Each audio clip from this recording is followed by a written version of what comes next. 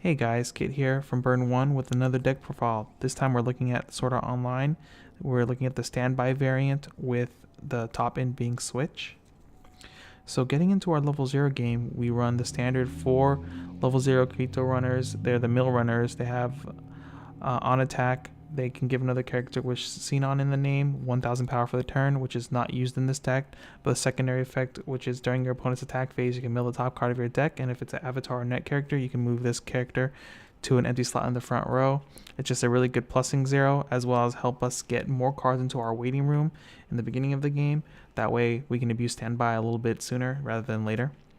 Next, we run 4 of these level 0 Silica Suiciders.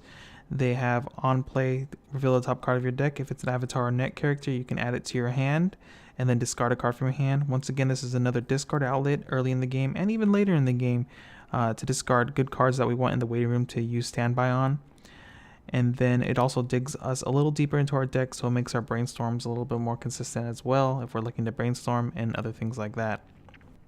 Next, we have 4 of the new Silica Level 0 that climax combos with the standby itself. It has on play, look at the top card of your deck. You can either choose to leave it there or put it into the waiting room. And the secondary effects with the climax combo for standby is when the standby is placed on the field, you can bounce this level 0 Silica back to your hand to reveal the top card of your deck. And if that top card is avatar or net trait character, you can add it to your hand. So the first effect for this level 0 Silica standby helps guarantee that you plus off of the combo itself. It also helps you check the top card of your deck, so if you do see a climax or something like that, you can just choose to brainstorm to plus that way as well. And you can also mill top cards off your deck when you play this, and if you do happen to hit something good to use standby on, you can mill it to your waiting room, and that way it's in there when you need. Next, we're playing 3 level 0 Kirito Brainstormers. It has the first effect: whenever you use an axe ability, you can give a character 500 power. So this does make our 102k counters into 1025 counters, which is pretty good. The secondary effect being the Brainstorm, being pay 1, tap 2, a mill 4. For every climax reveal, you can draw 2, ditch 1. We played this over other brainstorms because of the level 3 game we play, but also the fact that it does let you ditch cards from your hand. That way you can set up certain scenarios where if you end up triggering standby or you're going to play standby, you can get more good targets into the waiting room. As well as if you don't have a standby in your hand or you don't have a certain climax for your level 3, if you do hit off of this combo, there's times where you just end up drawing into the standby or drawing into the blue gate for your combo, which is great. The level 3 game also interacts with this brainstorm, which is really important in games where you get pushed really fast to a higher level. You don't usually have time to build up enough stock and resources to be able to play your level 3s as consistently. Having this brainstormer on the field with the level 3, whenever you play the level 3, you can choose to sack the brainstorm actually instead of paying it the 2 costs to play the level 3. And so you play it for free. That way it helps out managing resources and things like that, which is always really good. Finally, we have 2 level 0 Silica Searchers. They're deck searchers. They're on play, ditch 1, pay 1, search your deck for an avatar or net character, add it to your hand. This is basically used to guarantee certain scenarios, ditching out cards that you want for standby, as well as early in the game, if you don't open up with the level 0 Silica that comes with standby, but you have standby in your hand, your second turn you can play this card and ditch and grab the level 0 Silica. That way you can start plussing as soon as possible using the standby climax combo starting at 0 as long as you hit that. Next, we're moving on to the level 1 game, and with that, this is our main standby card we're looking to pull out at level 0, which is the 1/1 Silica. Silica on guard. It gains 1500 power in hand encore if you have 2 or more other avatar net trait characters. Getting this at 0 with standby is a lot of fun. It just stays there like the entire game at that point, and it lets you snowball from there. This is the main card. Like I said, we're trying to pull out with standby, so we're always looking to dig and mill our deck a lot early in the game so we can get this out at 0. Even if we have to play it from our hand at level 1, it's not that bad since it's only 1 stock investment, which doesn't kill us. But this is our main beater for the deck. It's really hard to get rid of since it does have a hand encore too. Next, we run 2 of the Determination with Life on the Line Kirito. We only run 2 of it. It's on play, reveal the top card. If it's avatar net trait character, this card gains 2k for the turn, so it's a little overstated, as well as when it goes to waiting room, You can mill the top 3 cards of your deck and pick one of the avatar net trait characters to add to your hand and discard a card from your hand and discard the rest. This is another good target generally to pull out as well with standby early on if you don't have the Silica in waiting room, because it does let us mill more. It's also overstated for level 0, which is alright. And then at level 1, you know, you can beat over certain things with this when you play it from hand, because it's usually 6/5 since you have so many ways to top check in this deck.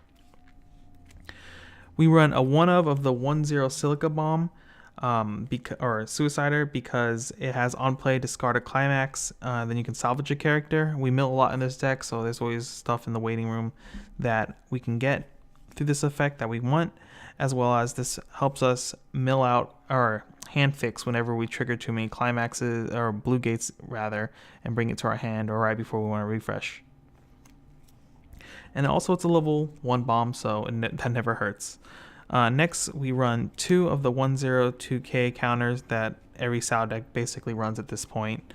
Nothing too special about that. In this version of the deck, we run a one of this event, Sutton's Whisper, which is pick a battling character, put it back into your hand, then pick a card or a character in the back row and move it to the front as the new defending character. I put this in originally just to troll around with it because I needed another slot for yellow in there for the shop tournament, and I'm pretty sure if I use this on someone, they get pretty upset. But honestly, it's not a very great card. It's probably something you want to look at cutting if you're going to build this deck, but it's a lot of fun to play around with, and sometimes if you just show it to your opponent, they get kind of scared depending on how they're going to attack when you summon a 2/2 in the back row when you're level 1, and then they're kind of worried. That generally is our level 1 game there. Like I said, our main game plan is always to get out the 1/1 Silica and abuse that as much as possible. Finally, we're moving into our level 2 game here. This is the main card you want to be pulling out at level 1 with standby. It's this 2/2 Lisbeth. It's 6/5 power, but for every other avatar net trait character you have, it gains 1000 power. So generally it's a 2/2 10/5 2-soul beater that you can possibly pull out 1. Has a secondary effect that makes it very, very good, and that's why you play it over the other I forget the card's name, but it's like a 2/3 yellow card that has 3 soul, and it has when it dies, you clock yourself and it rests itself. That card's like okay, but with the option of playing the 2/2 Silica, because of the secondary effect, which is if all your other characters are reversed, you can pay 1 at the beginning of your encore step and rest this card. So it essentially has a pay 1 rest to save itself, which is great if your opponent like plays 3 level 3s and wrecks your field. So it's a pay 1/1 there, and it's a good beater too. At level 2 as well, if you hit standby and pull out your support from level 3 with the Asuna attacking in waves, it becomes 12/5. It gets really ridiculously big on top of having a 2/5 counter. It's really hard to remove this from the field outside of like bouncing it from your opponent's field. We only run 3 of it because honestly it's a dead card if we ever draw it, but we want to run enough where it'll be in the waiting room pretty consistently.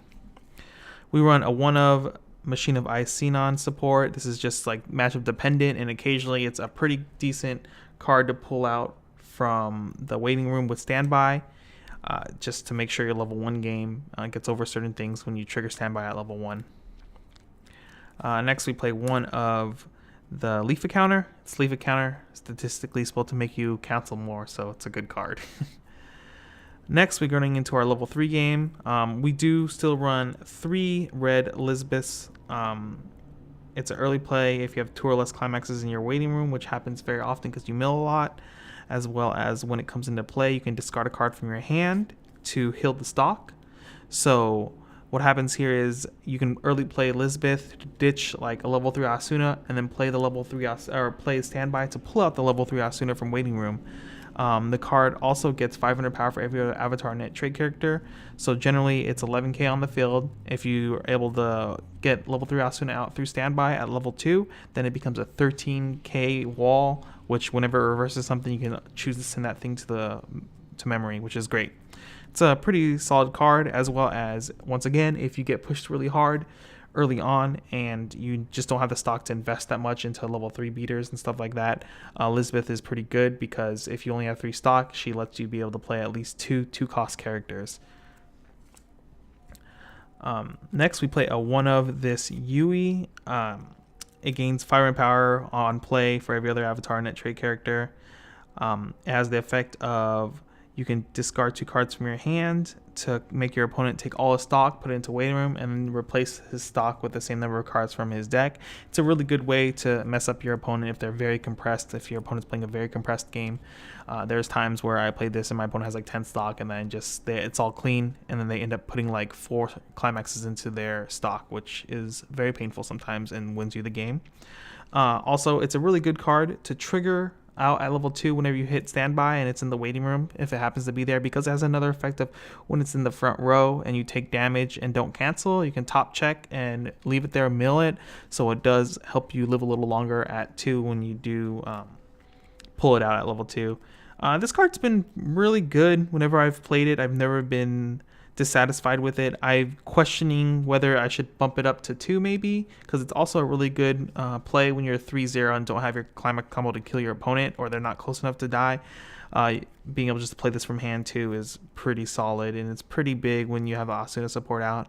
Right now though, at 1 it feels really good at 1. I don't know if 2 will make it any better. It's just something to think about.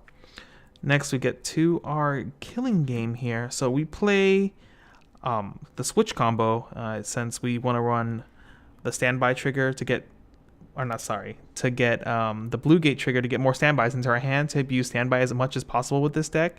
And so we want to top in that can abuse that too. And I just feel like switch is the least complicated one to choose between the new one and this, because it's just like you need 2 pieces and one of the pieces searches out for the other piece if need be, which is great. So we play 3 of the Krito. It's on play, heal, and then if you have, I believe, 3 or more other avatar net trait characters, it gains 1500 power, and whenever the battle opponent of this gets reversed, you can rest one of your other characters.